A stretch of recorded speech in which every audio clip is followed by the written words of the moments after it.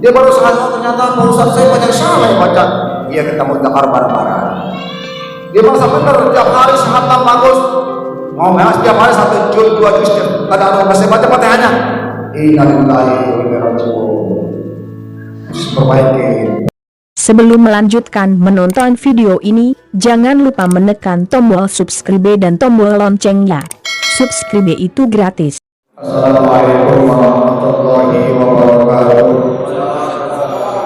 Alhamdulillahirabbil alamin wassalatu wassalamu ala asyrofil anbiya'i wal mursalin sayyidina wa habibina wa syafi'ina wa maulana Muhammadin wa ala alihi wa sahbihi ajma'in amma ba'du. Qala rabbi shrah li sadri wa yassir li amri wa hlul 'uqdatam min lisani yafqahu qawli. Allah Subhanahu wa ta'ala, yang pertama-tama sama-sama kita panjatkan puja dan bersyukur kepada Allah Subhanahu wa ta'ala yang telah menganugerahkan nikmat-nikmat kepada kita, terutama nikmat iman dan nikmat Islam, lebih-lebih nikmat cinta ilmu. Iring salam salam semoga senantiasa Allah limpahkan kepada junjungan kita Nabi kita Muhammad sallallahu alaihi wasallam. Semoga curah kepada para keluarganya, para sahabatnya dan para pengikutnya, dan mudah-mudahan kita termasuk pengikut yang setia menjalankan sunnah-sunnahnya sampai akhir hayat kita. Amin ya rabbal alamin. Jamaah hadir yang saya semuliakan, kita lanjut pembahasan kitab Irsyad masuk kitab fikih. 3 minggu lalu saya terangkan tentang masalah syarat-syarat sholat, ingat ya. Lanjut sekarang tentang masalah fardu sholat. Karena pertemuan ingin sekali, pembahasannya tidak seperti permula. Ini agak panjang lebar syaratnya. Kenapa? Karena setiap masuk ke fikih kita harus luas. Banyak pembahasan yang harus kita ketahui. Terkadang cuma matanya, kayaknya kita perluas dengan tanya jawab. Insya Allah dalam begitu akan memperluas pembahasannya. Kemudian kalau misalkan pertanyaan bisa jawab hari ini juga, kalau kawayanya 3 minggu akan saya jawab. Saya nggak mau jawab pakai akal-akalan. Insya Allah tidak. Ampuraya, bapak-bapak. Bismillahirrahmanirrahim. Qala al-mu'allif rahimahullahu ta'ala fi kitabihi wa nafa'ana bihi wa bi ulumihi wa bi barakatihi fi darin ya rabbal alamin. Bismillahirrahmanirrahim. Wa furuduha niyatu fi'liha ma ta'ini dzati waqtin aw sababin ma'a niyatil fardhi fihi ka usulil fardhi wa yajibu qurnuha bi awal takbiri wastishabuha ila akhiriha kama fi rawdati wasliha wal mutariq iktifa'u bil muqarratil urfiyati bihaitsu yu'addu mustahdiran li sholati. Jadi fardu sholat yang pertama itu niat melaksanakan sholat. Ma'ata ini disertakan menyatakan datil waktin yang memilih waktu sholat itu, au sababin atau sebab-sebab sholat. Sunnah maksudnya tahajud, sholat hajat, istiqoroh dan sebagainya. Maniatil fardhi fihi disertakan niat di dalam sholat fardu contohnya. Maksudnya seperti dalam sholat fardu. Seperti apa? Ushol fardhu zuhri, wajib tuh. Kemudian wajib qardhuha, dan wajib membarengi niat di awal takbir. Allah, mulut Allah, tangan bergerak, hati muqaranah, niat. Wastishabuha, dan mayang terus menerus tuh, dan Allah, fi'li, qauli, qalbi, tangan bergerak, kemudian mulai mengucapkan Allahu Akbar, hati mendatangkan niat untuk sholat. Jadi wastishabuha illa akhiriha, dan terus menerus niat itu dalam takbir sampai akhir takbir. Kama birodati wasliha, seperti dalam kitab rogoh yang aslinya. Wa mutal iktifa'u bi qoronatil urfiyati. Namun ada pendapat yang termasyhur, yang terpilih, yaitu cukup dengan meniatkan membarengan secara umum saja, nggak mesti harus Allah, tangan bergerak Allah, mulut Allah akbar, nanti ngomong aku niat sholat nggak mesti begitu, cukuplah cuma Allah, nggak mesti harus mayang terus sampai bar. Kelas kita makan kadang Allah kemana pikiran, minimal cukuplah pendapat yang terpilih mah yang secara umum, artinya khusus secara umum, nggak bisa harus. Kalau misalkan harus begitu kita nggak kelas sholat Allah baik lagi, Allah ingat motor dan restoran baik lagi, Allah nggak kelas sholat. Ujung-ujungannya sholat zuhur ketemu asar dan kelar tuh sholat. Nah ada pendapat begini pendapatnya, wal mutaral iktifa'ul bi muqaranatil urfiyati. Pendapat terpilih mah cukup dengan muqarananya, membarenginya secara umum saja. Bihaitsu yu'adu mustahdiran li sholati, sekira-kira orang itu yang sholat menghadirkan niatnya untuk sholat. Allah ya menghadirkan saja bahwa dia sedang niat sholat, cukup. Enggak mesti harus Allah hati ngocok sejaku niat sholat zuhur dan Allah Ta'ala, enggak mesti begitu. Yang penting dia bisa menghadirkan saja, Allah menghadirkan kalau dia itu sedang niat untuk sholat. Paham kira-kira? Karena banyak kawan-kawan kita yang ngajinya nggak ngaji fikih, kemudian didawamkan rekod bagus, tetapi fikih pelajari ada timbul was-was. Pernah nggak ingat bab wudhu? Ketika wudhu pas nyampe depan masjid, iya ada yang mengusap kuping, baik lagi dia wudhu lagi. Pas baru nyampe depan pintu masjid mau sholat, iya ada yang mengusap jidat, baik lagi. Padahal kata Irsyad sudah cukup, nggak mesti balik sholat, nggak mesti balik wudhu lagi. Paham kira-kira ya? Wah pasti itu bentuknya ngaji. Begitu pun niat, nggak mesti Allah harus mayang, jago niat sholat bar. Kayak kurang pas, sholat lagi. Akhirnya sholat nggak kelar niat terus pulang. Jadi cukup membarengi niat itu secara umum saja. Yang penting dia menghadirkan kalau dia itu sedang niat sholat. Paham kira-kira ini? Paham ya? Oke. Saya tambah sedikit. Dalam kitab Safinatun Najah, niat itu dibagi menjadi 3 bagian. Aniyatu salah darajatin. Adapun niat itu ada 3 derajat. Ingkana di sholatu fardhon wajib qasdul fi'li wa ta'ini wal fardiyah. Yang pertama, derajat yang pertama, niat itu jika sholat fardu maka wajib menyatakan sengaja fi'li wa ta'ini wal fardiyatun. Kalau fi'li usolli, kalau ta'ini nama sholatnya zuhur, fardiyatun wajibnya, berarti cukup usolli fardhu zuhri Allahu akbar, sah sholat kita. Paham kira-kira ini? Makanya buat para yang masbuk itu boleh disingkat usollinya. Yang ketinggalan sholatnya, imam sudah mau ruku, dia nyampe cukup usolli fardhu zuhri Allahu akbar, sah sholatnya. Ini dalam Safinah keterangannya.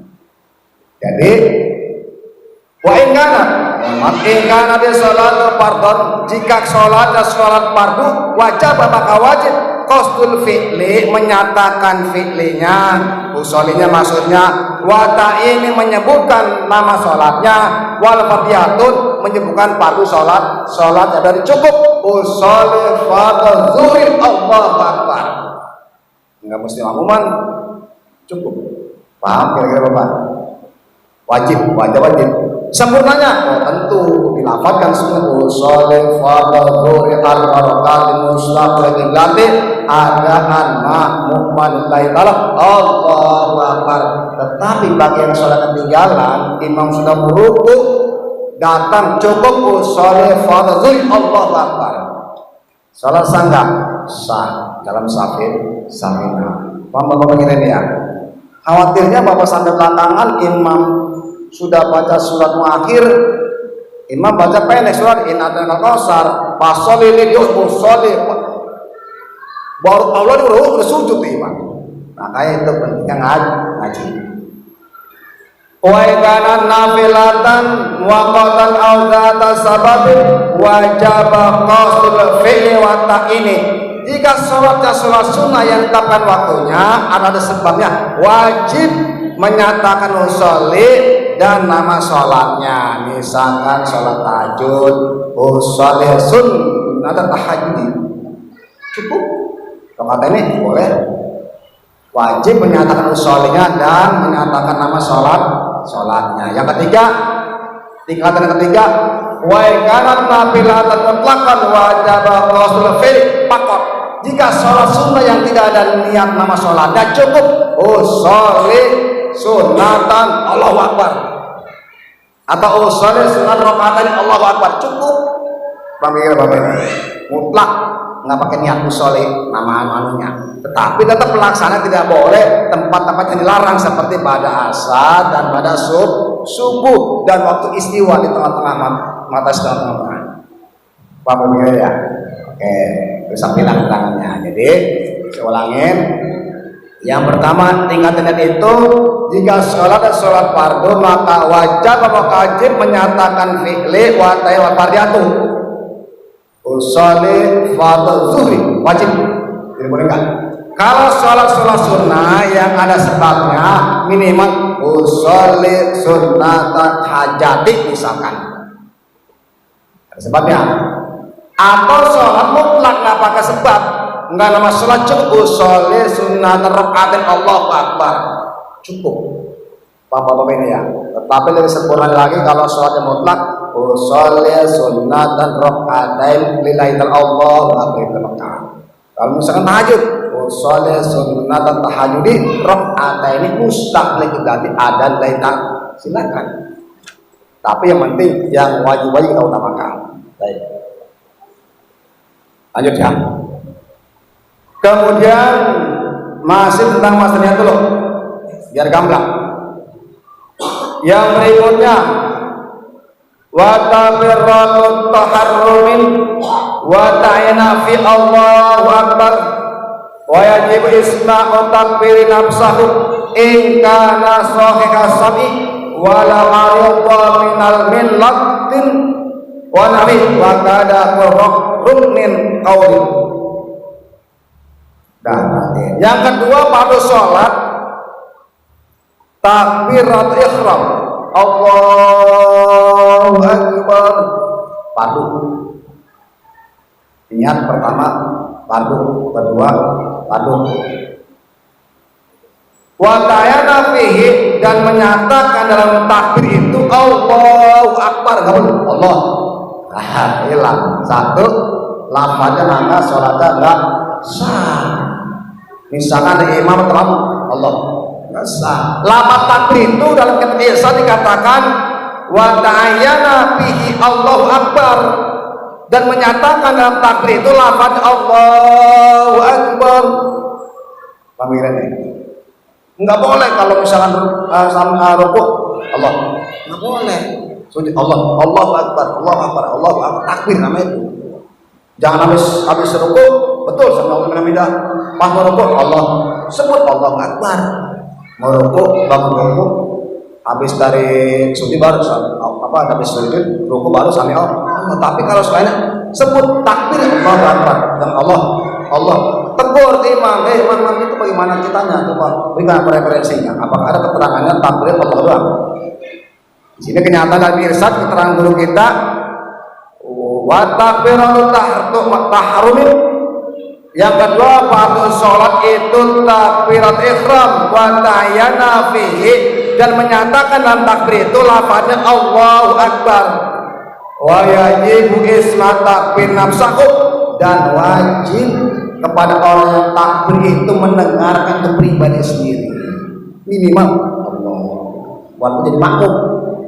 Imam beda, harus keras. Jangan. Nah, imam harus keras. Allahu Akbar. Lafaz itu hati-hati, jangan sampai Allahu Akbar. Maknanya Allah ditutup. Allahu Akbar maknanya Allah dikubur, ditutup. Tapi Allahu Akbar, Allah Maha Besar. Cuma beda kol-kolan doang itu. Beda satu huruf. Jadi berubah maknanya. Kalau Allahu Akbar maknanya Allah Maha Besar. Allahu Akbar maknanya Allah ditutup. Ini Allah dikubur maknanya. Panggilan kawannya. Lafaz diperhatikan, itu butuh ngaji. Jangan sampai kita sholat baca Quran nggak bisa, terus nggak ada upaya belajar. Jangan harap ibadah diterima. Kena sholat pakai bahasa Arab. Nah kalau bisa baca Quran, tentunya nggak bisa dong sholatnya. Kecuali sholat nggak pakai bahasa Arab, bahasa Indonesia boleh, nggak bisa baca Quran nggak apa-apa, kita sholat. Namun saya pikir cuma sama teman-teman, sholat lebih baik walaupun nggak ada ilmunya ketimbang tidak melaksanakan, tetapi ada upaya untuk belajar. Dia baru salah, ternyata Pak Ustaz saya baca salah ya baca. Iya, kita mau takar bareng-bareng. Dia merasa benar, tiap hari sehatam bagus. Mau setiap hari 1 juz 2 juz, kadang masih baca Fatihahnya. Innalillahi wa inna ilaihi raji'un. Perbaiki. Itu pentingnya kita ngaji. Ketika ibadah salah masih punya nilai, itu enaknya. Tapi kalau kita nggak ngaji, ibadah salah jangan harap punya nilai. Saya masih ngaji Pak. Saya ngaji ada Rebo, sama Kiai Narawih, sama hari Minggu. Ada di asas, sama Ibu Syekh di Blok A, jalan. Saya ngaji Pak. Khawatirnya salah. Jadi kalau salah menyampaikan seperti ini, insya Allah diampun sama Allah. Karena saya masih belajar. Paham Bapak kira ya? Oke lanjut. Kemudian yang berikutnya masih yang kedua rukun sholat itu takbir, dan wajib orang yang takbir mendengarkan untuk pribadinya minimalnya Allah. Minimal dia mendengar sendiri aja. Jangan sampai keras-keras, takutnya terganggu di samping kita. Minimal kita ngedengar. Mesti kali imam harus keras. Ingkana sahih hasami, jika orang itu sehat pendengarannya, langsung nggak tulis. Tapi kalau misalnya masalah ya nggak bisa harus dipaksain, nggak bisa harus bisa suaranya, cukup udah dipakai perasaan aja. Kalau misalnya dia kuping ada masalah, mau lapor, ya nggak ganggu. Bang kira ya. Makanya teman-teman kita kalau ada yang misalkan terganggu dengan pendengarannya, kita keras tegur, Mas, nggak usah keras-keras. Tapi saya kedengeran, cukup pakai perasaan kamu saja. Khawatir mengganggu yang lain. Keterangan di sini wajib mendengarkan lafaz takbirnya kepada orang yang sholat itu. Ingkana sahih sam'i, jika orang itu pendengarannya sehat, nggak ada masalah. Walau ada min latin, dan juga jika tidak ada gangguan daripada misalkan bising dan seumpamanya. Misal kita sehat tubuh kita nih, nggak ada masalah, aku sehat, tetapi pas sholat zuhur atau sholat apa saja, kalau suara saya pelan kedengaran dengan mobil, nggak mesti teriak kita, Allahu Akbar, Bismillahirrahmanirrahim, mesti masuknya suara yang kita keluarkan kedengaran di belakang kita. Tetapi kalau ada gangguan seperti mobil lewat atau ada suara apalah yang membuat kita bising ini terganggu, nggak mesti dikeraskan, cukup pakai perasaan aja. Paham kira Bapak ini? Jadi jangan khawatir puasa terakhir lagi ini. Kata Ustaz Agus, kalau insat apabila takbir minimal dimendengarkan pribadinya, itu pun syaratnya kalau dianya nggak bermasalah telinganya atau ada gangguan di sekelilingnya, misalkan nggak ada mobil lewat atau nggak ada suara bising yang lain, udah nggak mesti dikeraskan, nggak mesti harus disaingin. Suara keras mobil, kita keras lagi, nggak mesti. Kecuali ibadah kita itu tempat sholat itu nggak ada suara bising, boleh, cukup kita mendengarkan untuk pribadinya kita sendiri, maksudnya kita sendiri aja. Itu pun lagi-lagi kalau kita sehat dan tidak ada gangguan. Kalau misalnya gangguan lah, cukup pakai perasaan saja. Baik, lanjut ya.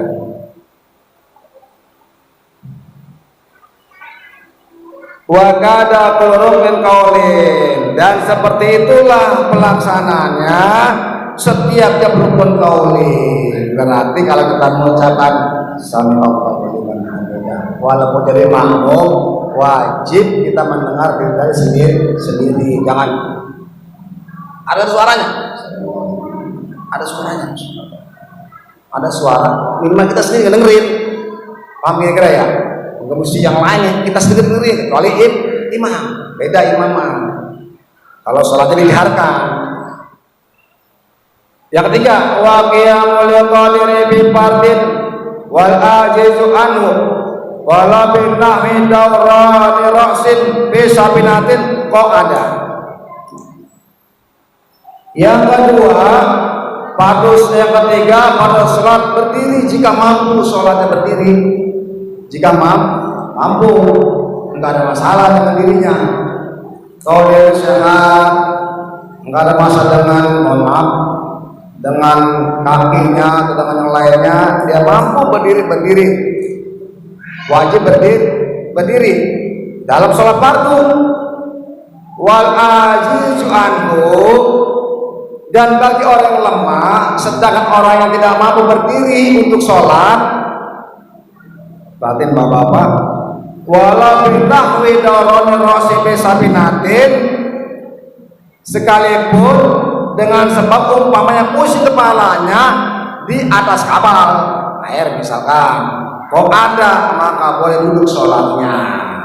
Misalkan bapak sedang perjalanan di air, tiba-tiba bapak misalkan mau sholat zuhur misalkan, bukan di atas air, bisa di kapal dan berlayar. Dan kalau kita berlayar maka mesti harus menghadap kiblat. Ada pun kiblat kayak masjid kita wajib. Kenapa? Ingat ya kata Al-Quran kemarin sampaikan bahwa wajhaka satrul masjidil haram wa ismakun bahwa wajhakum satrul. Jadi palingkan wajahmu ke Masjidil Haram di masa yang berada. Artinya kalau kita sholat kita wajib mengarahkan ke arah kiblat, tetapi ada pendapat cukup ketika ada kulon aja, tetapi wajib kita arah kiblat. Hadisnya satu kemarin itu, idakum kaila sholati pas bagil wudu'a sumastaqbil kiblata fakabir. Apabila kau berdiri untuk sholat, maka perbaikilah wudumu dan menghadap ke arah kiblat lalu bertakbir. Nah kalau di kendaraan lain lagi, nggak mesti harus kita putar ngadepin ke kiblat, nggak mesti. Artinya kalau mampu menghadap kiblat, tapi kalau bisa nggak ada masalah kalau dalam kendaraan. Panggilan ya. Ini terangkan masalah mampu kalau kita berdiri sholat. Yang diwajibkan pada sholat itu yang ketiga berdiri jika mampu. Tapi bagi orang yang lemah, orang yang tidak mampu untuk berdiri boleh. Misalkan dia dalam kendaraan, pusing kepalanya, boleh duduk. Kemudian sumat toja'a, boleh miring. Bagi yang sakit boleh miring, silakan. Sumas talqoh, boleh telentang. Kalau telentang pak, palanya sebelah wetan, apa namanya, timur ya, sebelah timur, kaki sebelah barat. Jangan terpulang. Kalau miring itu kepalanya ada sebelah utara ya, kaki sebelah selatan, miring. Tapi kalau telentang, pala sebelah kulon, kaki sebelah pala sebelah wetan, kaki sebelah kulon. Ya, utara timur kak, selatan kakinya, begitu. Tapi palanya pakai bantal, lebih tinggi dari kaki. Dalam kitab kasih batu saja keterangannya. Jadi kita menopang pak, sama-sama aja saling membantu. Oleh kasih pak menghadap begitu belajarnya, kakinya sebelah kulon, kepalanya sebelah wetan. Cuman kebalikan dikit bantal, jangan sama yang agak tinggi. Boleh duduk kalau kepusing kepala seperti dalam kapal, kan lagi sakit, boleh lemah. Boleh miring. Nah, misalkan kalau lagi sakit, silakan. Semas talqoh, boleh telentang.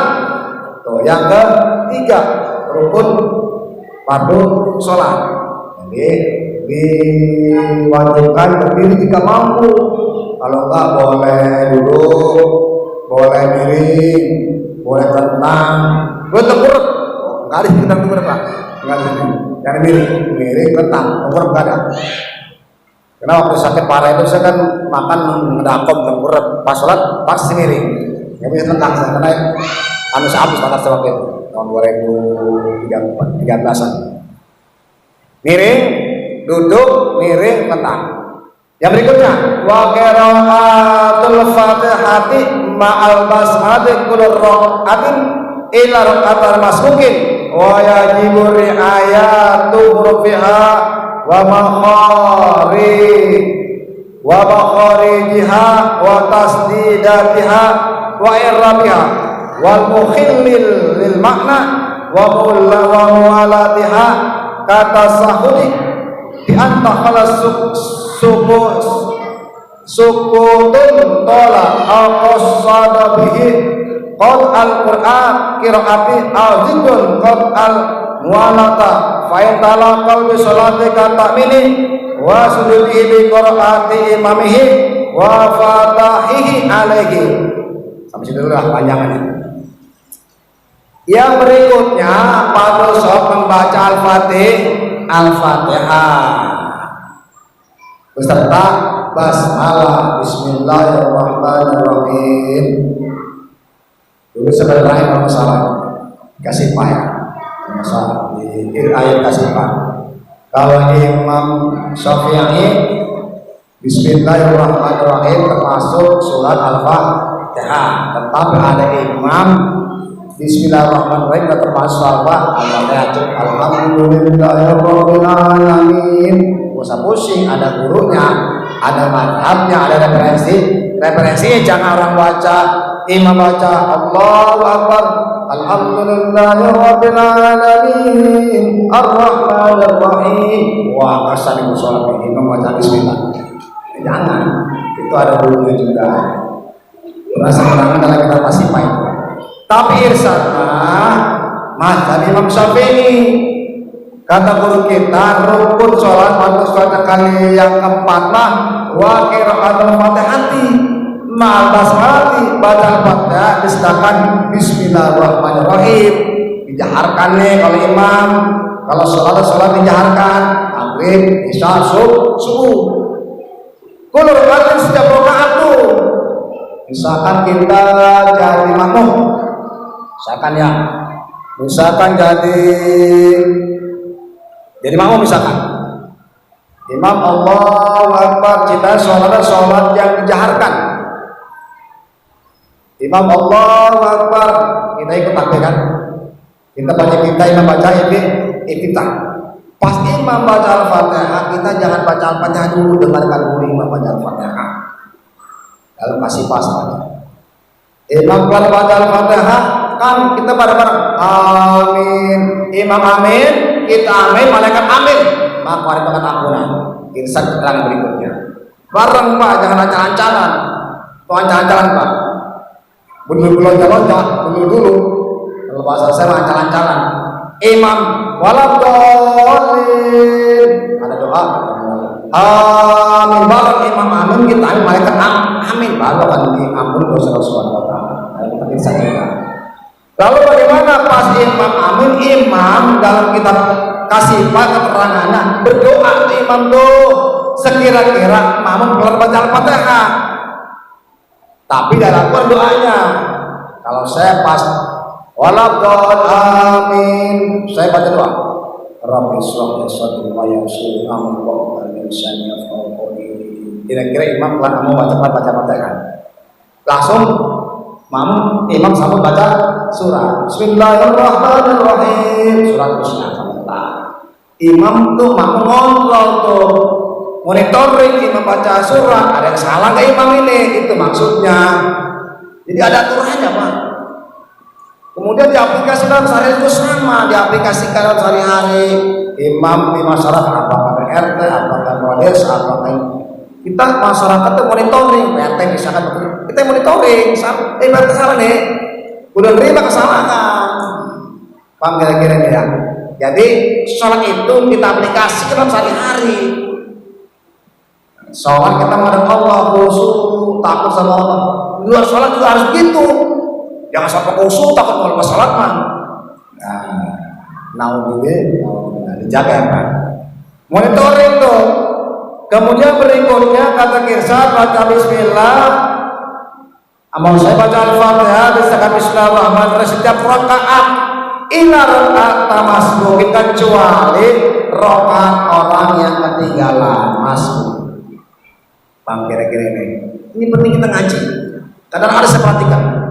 Yang berjamaah, imam sedang sujud, sedang membaca tahiyat tahiyat awal, ngejekir belakang kelihatan banget kaca. Oh, kelihatan. Nungguin imam ikut langsung.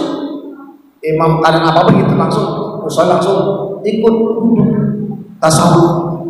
Awal ikuti, kalau sholat subuh ikutin. Jangan ngejekir imam berdiri. Itu akibat hanya fikih ikutin. Beda dengan ila rakaat masbukin kecuali rakaat orang yang ketinggalan masbuk. Kita imam sudah baca surat misalkan Bismillahirrahmanirrahim wa syamsi wal qamari udah habis masuk kita tuh yang ketinggalan. Udah usolli fardhu isya'i Allahu akbar. Yang sebagai imam masuk Allahu akbar. Takutnya ketinggalan. Tahu ketinggalan langsung sujud walaupun kepada Al-Fatihah sah sholatnya pagi di keterangan itu. Jadi keterangan di sini yang keempat qira'at Al-Fatihah mal basmalah rakaat illa rakaat masbukin. Yang keempat baca Al-Fatihah istaqa bismillahirrahmanirrahim setiap rakaat illa kecuali rakaat orang ketinggalan cukup batasnya ruku pas Allahu Akbar imam ruku udah ikut ruku enggak usah baca Al-Fatihah misalnya bercanda baru nyampe Bismillahirrahmanirrahim Alhamdulillahirabbil alamin Arrahmanirrahim Allahu Akbar imam ikut ruku enggak usah terusin dan enggak usah terusin habis rakaat kedua usah. Pemirsa Pak, ini referensi kita irsyad salah satu fikih yang kita sampaikan di masjid ini. Itu barangkali sampaikan kesempatan malam hari ini. Wassalamualaikum warahmatullahi wabarakatuh.